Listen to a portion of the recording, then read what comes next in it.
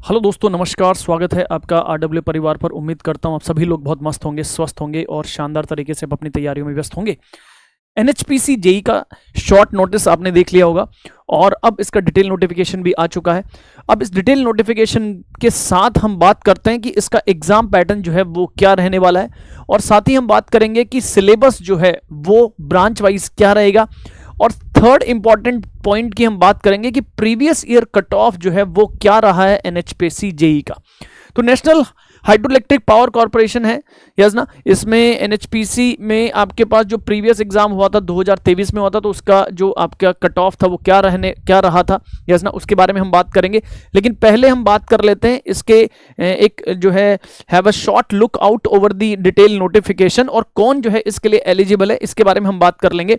तो दोस्तों ये बात हो गई आपके पास एनएचपीसी के बारे में, यस ना। एक बहुत ही जो है वो एक गोल्डन अपॉर्चुनिटी है, बच्चों का जो है वो ड्रीम होता है यहाँ काम करना। तो हम बात कर लेते हैं सबसे पहले जो रिक्वायरमेंट है कौन कौन से बच्चों की यहाँ पर। तो देखो, सिविल इंजीनियरिंग के लिए अगर हम बात करें तो जूनियर इंजीनियर सिविल में जो है वो आपके पास टोटल नंबर ऑफ वैकेंसीज 109 है। लेकिन अगर मैं यहाँ पर बात करूं तो इसमें जो एलिजिबिलिटी इन्होंने दे रखा है वो 3 ईयर रेगुलर डिप्लोमा जो है वो सिविल में दे रखा है विद द मिनिमम 60% मार्क्स, और इक्विवेलेंट इन दी जनरल ओबीसी और ईडब्ल्यूएस के लिए, और 50% marks for the SC ST PWD के लिए। लेकिन अगर हम बात कर लें तो इसमें बोला कि any other discipline equivalent discipline are not eligible to apply, yes ना। और साथ ही इन्होंने बोला higher technical qualification like BTech BE without the essential qualification that is full time regular diploma is not eligible allowed. मतलब अगर आपने BTech किया हुआ है केवल या बीई किया हुआ है तो आप अलाउड नहीं हो। अगर आपने डिप्लोमा प्लस बीटेक किया है तो आप इसके लिए एलिजिबल होंगे, यस ना। तो ये इन्होंने मतलब ये अगर बात करें तो डिप्लोमा बच्चों के लिए जो है वो क्या है, ये एक रिक्रूटमेंट निकल के आया है जिसमें जूनियर इंजीनियर सिविल के लिए 109 है। जूनियर इंजीनियर इलेक्ट्रिकल के लिए अगर मैं बात करूं तो यहां पर टोटल जो है वो 46 जो है वो पद रहेंगे। इसमें भी डिप्लोमा जो है वो आपके पास मांगा है। अगर मैं बात करूं यहां पर मैकेनिकल के लिए, तो मैकेनिकल के लिए जो है वो आपके पास 3 ईयर डिप्लोमा मांगा है मैकेनिकल में, प्रोडक्शन में और ऑटोमेशन इंजीनियरिंग में, यस ना। और यहां अगर हम बात करें तो टोटल वैकेंसीज हैं वो 49 वैकेंसी है, यस ना। ये सब चीजें अपन ने शॉर्ट नोटिफिकेशन में भी देख लिया था। चलिए सर, अब हम बात करें और देखो यहां पर पे की अगर बात करूं तो पे तो आपके पास पता ही है बहुत अच्छा है, 29,600 से 1,19,500 जो है वो आपके पास जो है इसका पे स्केल है। अब यहां पर अगर हम बात करें दोस्त तो आ जाते हैं इसके जो है आपके पास एप्लीकेशन फी 600 प्लस आपके पास एप्लीकेबल टैक्सेस, और उसके बाद बैंक चार्जेस जो लगेंगे वो लगेंगे ही मेरे दोस्त। इसके बाद में हम बात करें कैसे अप्लाई करना है, तो आपको nhpcindia.com पर जाना है और वहां पर जो करियर पोर्टल है वहां पर जाके आपको ईमेल आईडी और मोबाइल नंबर के साथ रजिस्टर करना है। उसके बाद में जो भी आपके पास प्रोसेस है वो सारा फॉलो करना है। ऑनलाइन एप्लीकेशन आपके पास रहेगा। सिलेक्शन प्रोसेस के बारे में बात कर लेते हैं। तो इसमें जो सिलेक्शन प्रोसेस है वो क्या रहेगा सर? सिलेक्शन क्राइटेरिया आपके पास जो है वो एक सीबीटी एग्जाम होगा। यहां पर देखो एक ऑनलाइन टेस्ट होगा, सीबीटी रिटन टेस्ट होगा जो कि आपके पास एक वो है, ठीक है ना। तो provisionally allowed to appear for the computer based online test CBT and the written test as applicable. अब अपन बात कर लें यहां पर, तो यहां आपके पास क्या है मेरे दोस्त, यहां अगर हम बात कर लें तो ये आपके पास ऑनलाइन टेस्ट जो है वो सीबीटी माध्यम से जो है वो आपका एग्जाम जो है वो यहां पर होगा, ठीक है। इसके बाद में अगर हम बात करें तो टेस्ट सेंटर्स जो है इन्होंने बोला है कि कहां कहां पर आएंगे। अहमदाबाद, बेंगलुरु, भोपाल, भुवनेश्वर, चंडीगढ़, चेन्नई, देहरादून, दिल्ली, गंगटोक, गुवाहाटी, हैदराबाद, ईटानगर, जम्मू, कोलकाता, लखनऊ, मुंबई, पुणे, जयपुर, रांची। मतलब ऑलमोस्ट जो है वो जो भी मेजर सिटीज हैं इंडिया की उन सारी सिटीज में इसके सेंटर आएंगे। अब स्कीम ऑफ द एग्जामिनेशन की अगर हम बात कर लें तो देखो जरा सर, जो कंप्यूटर बेस्ड और रिटन टेस्ट एग्जाम का जो स्कीम है वो इन्होंने बोला है आपके पास कि जो आपके पास एग्जाम होगा, यस ना, हिंदी और इंग्लिश में होगा। 3 घंटे का पेपर होगा, 180 मिनट आपको दिए जाएंगे, 200 मार्क्स का जो है वो ये पेपर होगा। अगर बात करें सिलेबस की कि सर सिलेबस जो है वो क्या रहने वाला है, तो यहां पर देखो सिविल, इलेक्ट्रिकल और मैकेनिकल और ईएनसी के लिए जो जेई की पोस्ट है उसका पार्ट 1 जो है वो 140 एमसीक्यू होंगे, और यानी आपको 200 क्वेश्चंस जो है वो देखने को मिलेंगे। 140 आपके टेक्निकल सब्जेक्ट के जो है वो क्वेश्चन होंगे, यस ना। अगर सिविल है तो सिविल के, मैकेनिकल में मैकेनिकल के, इलेक्ट्रिकल के इलेक्ट्रिकल में। पार्ट 2 जो है वो आपके पास 30 एमसीक्यू होंगे जनरल अवेयरनेस के, और 30 क्वेश्चंस आएंगे आपके पास रीजनिंग के।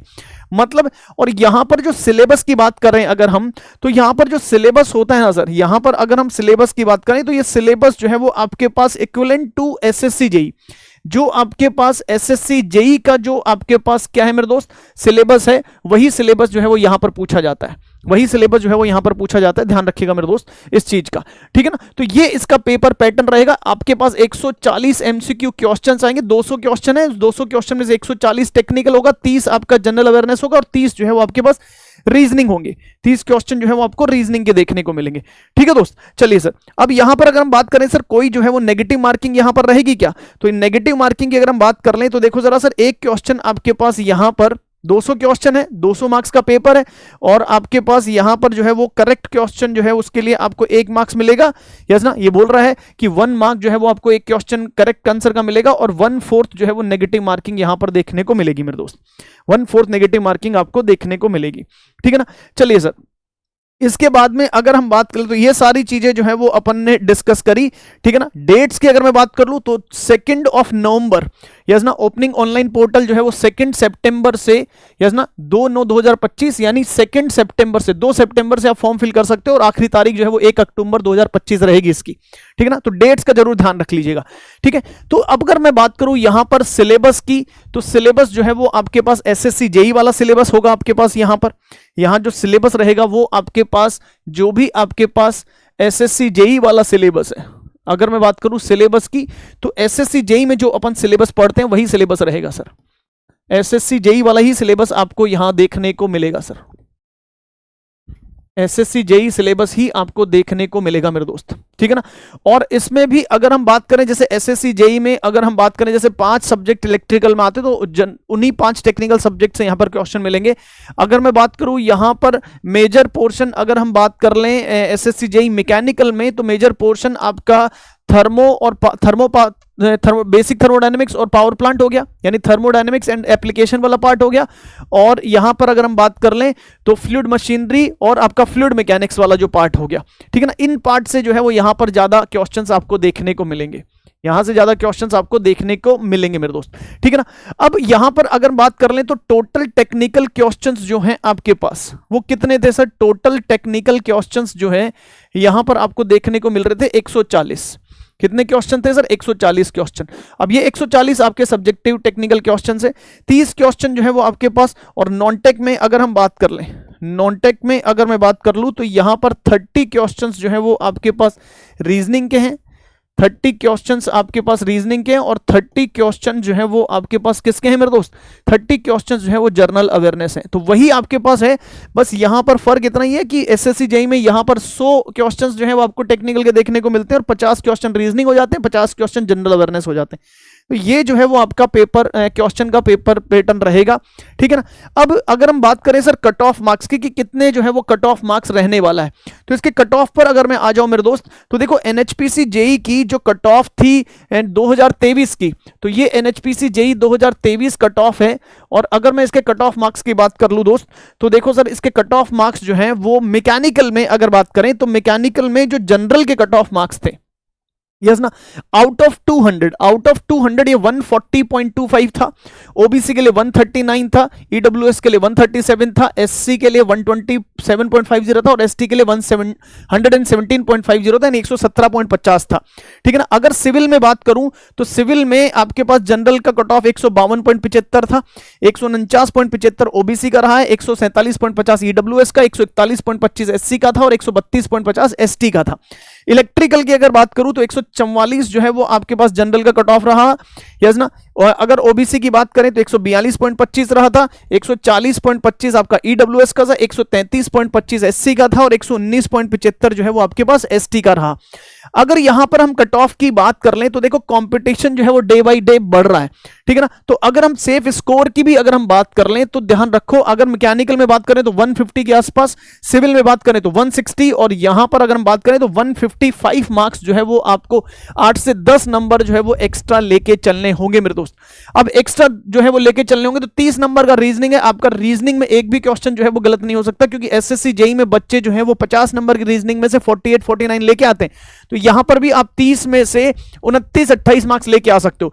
जनरल अवेयरनेस में आपके पास जो है वो यहां पर क्या होता है, अगर 30 मार्क्स का जनरल अवेयरनेस है तो अगर अपन बात करें तो 20 नंबर तो आप वहां से लेके आ सकते हो, तो आपका 50 नंबर के इक्विवेलेंट जो है यस ना 45 to 50 मार्क्स का जो है वो आपके पास यहां से हो जाता है आउट ऑफ 60। लेकिन अगर बात करें सर मेन मुद्दा जो है वो यहां इसमें गेम फंसता है आपके पास टेक्निकल में, और टेक्निकल के आपके पास 140 क्वेश्चन है। अब 140 में से अब देखो जरा सर, वहां आपने 60 में से अगर आप क्या कर रहे हो मेरे दोस्त, 60 में से अगर आप 45 मार्क्स लेके आ रहे हो वहां पर, यानी आपको प्रीवियस कट ऑफ के को क्लियर करने के लिए 100 नंबर जो है वो टेक्निकल में लाने पड़ेंगे। यस ना, अब मैंने बोला आपको क्या सर कि कंपटीशन बढ़ रहा है, तो इसका मतलब उस हिसाब से आपको 140 में से लगभग अगर बात करें तो 110 120 नंबर तक आपको जो है वो क्या करना पड़ेगा सर, यहां पर अचीव करना पड़ेगा। क्योंकि जितना ज्यादा आप स्कोर करते हो ये आपके लिए अच्छा है मेरे दोस्त, ये आपके लिए अच्छा होगा। तो आपको अपनी प्रिपरेशन का लेवल उसी तरह से लेके जाना है कि आप इजीली जो है वो यहां पर फाइट कर सके, ठीक है ना। अच्छी नंबर ऑफ वैकेंसी है, बहुत बढ़िया वैकेंसी, और सबसे बड़ी बात डिप्लोमा विद्यार्थियों के लिए जो है वो क्या है सर, ये अपॉर्चुनिटी है, ठीक है ना। तो जितने भी डिप्लोमा वाले विद्यार्थी है वो जो है इसको क्या कर सकते हैं सर, इसको फॉर्म को इस वैकेंसी के लिए जो है वो एलिजिबल है। तो एक बहुत बड़ी अपॉर्चुनिटी है। अब ये previous year cut off analysis मैंने इसीलिए बताया ताकि आप जो है वो क्या करें मेरे दोस्त, जब आप एग्जाम की प्रिपरेशन कर रहे हैं तो आपको एक आइडिया होना चाहिए कि कितने नंबर ऑफ मार्क्स के लिए आपको जो है वो प्रिपरेशन करनी है, आपकी प्रिपरेशन का लेवल जो है वो किस तरह से होना चाहिए, ठीक है दोस्तों। सर इसकी एग्जाम डेट, तो इसकी एग्जाम डेट जो है वो लगभग अगर हम बात करें तो आपको 3 महीने का समय जो है वो लगभग मिलता है, यस ना। तो अभी अगर हम बात करें 2 सितंबर से इसके फॉर्म फिल होना स्टार्ट होंगे, तो सितंबर की अगर बात करें तो सितंबर, और आपके पास सितंबर, और this is what sir, last date जो है वो अक्टूबर तक जा रही है, 1 अक्टूबर। तो आपको लगभग जो है वो 3 महीने का समय मिलेगा। तो सितंबर, अक्टूबर, नवंबर, यानी जब आपका एसएससी जेई का एग्जाम हो गया तो एसएससी जेई के एग्जाम के बाद में आपका इसका पेपर जो है वो लगभग जो है वो, ये टेंटेटिव अनुमान जो है वो आपका मैं बता रहा हूं, ठीक है दोस्त। तो अभी आपके पास इतना समय है, आप आसानी से इसको क्या कर सकते हो, प्रिपेयर कर सकते हो, यस ना। बहुत अच्छी जो है वो वैकेंसी है, बहुत अच्छी अपॉर्चुनिटी है, तो इसको गवाओ मत। चाहे आप सिविल वाले हो, इलेक्ट्रिकल वाले हो, मैकेनिकल वाले हो, सबके लिए जो है वो बहुत बढ़िया अपॉर्चुनिटी है ये, ठीक है दोस्तों। तो इस वीडियो में इतना ही, मैंने सारी इंफॉर्मेशन इसमें दी है।